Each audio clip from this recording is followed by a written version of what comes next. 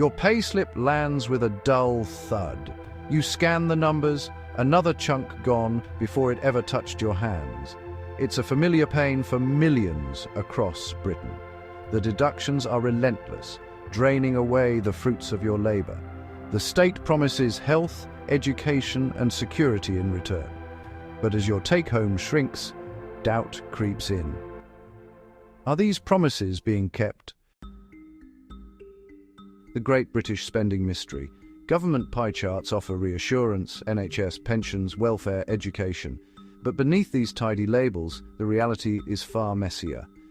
Despite over £1 trillion in taxes, trust in government spending is at an all-time low.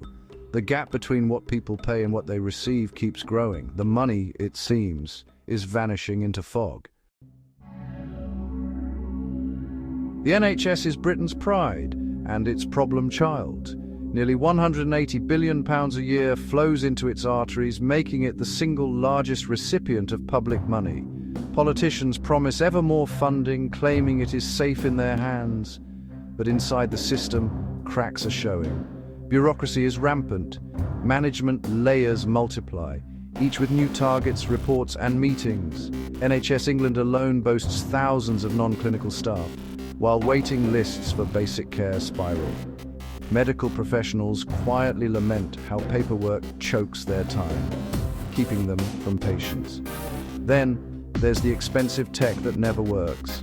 From failed patient record systems costing billions, to clinics relying on fax machines, the NHS is haunted by digital disasters. Outsourcing and private finance initiatives, once pitched as solutions, now drain billions in interest payments and costly contracts. The result is a paradox. The NHS consumes more money every year, yet struggles to deliver the basics. Taxpayers are left funding a system where the myth of efficiency has collapsed under its own weight. Britain is growing older. Every year more people retire and the cost of state pensions climbs higher. Today, pensions and welfare together consume over a third of all government spending. More than the NHS, more than education, more than defence. This is not just a story of compassion, but of arithmetic. The state pension alone costs over £110 billion a year, and that number is rising. The demographic time bomb ticks louder with each passing budget. Fewer workers must support growing armies of pensioners, stretching the system to breaking point. But inefficiency haunts these systems too. Benefit fraud and administrative errors cost the taxpayer billions annually. Stories of fraudulent claims and lost paperwork fuel public resentment.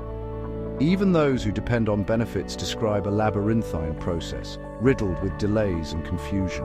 The welfare state was built to protect against hardship. Now it sometimes feels like a leaky ship, patched up with ever more public money, but still sinking under its own weight. Hidden deep in the budget is a silent, swelling cost, the interest on Britain's national debt. Decades of borrowing have created a burden that now eats up over £100 billion a year. This is money not spent on schools, hospitals, or policing, but simply on keeping creditors at bay. Interest payments rise with every wobble in global markets. The cost is automatic, unavoidable, immune to political promises. Each year, a larger share of taxes vanishes before any public service sees a penny. The scale is staggering. Debt interest now rivals the entire education budget. Few politicians talk about this openly. Campaigns focus on spending more, not the compounding cost of past mistakes. Yet, for the taxpayer, it means less money for frontline services and more for anonymous bondholders in London, New York, and beyond.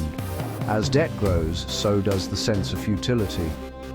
The taxman collects, but the money is already spoken for, locked in a cycle of repayment that shows no sign of ending.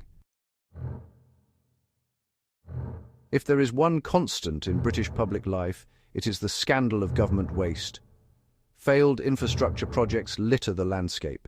HS2, once the flagship of modern rail, now stands as a monument to delay, overspending and retreat.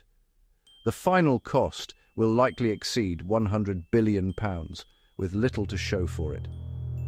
Consultants and contractors thrive in this environment. Billions are paid to outside firms for advice, strategy, and transformation. Many deliver little beyond glossy reports and ballooning invoices.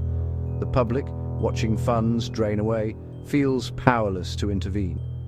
Foreign aid is another lightning rod. Billions are sent overseas, sometimes to regimes with questionable records. Supporters argue it's a moral duty. Critics see it as charity the country can no longer afford. The debate grows more bitter with every new round of domestic cuts. All this breeds cynicism.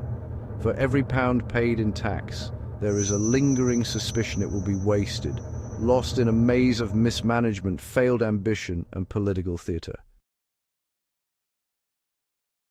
Election season brings new faces, but old promises. Each party vows to fix public services or end waste. Yet after decades of high taxes and rising spending, little seems to change. The tax burden creeps ever higher.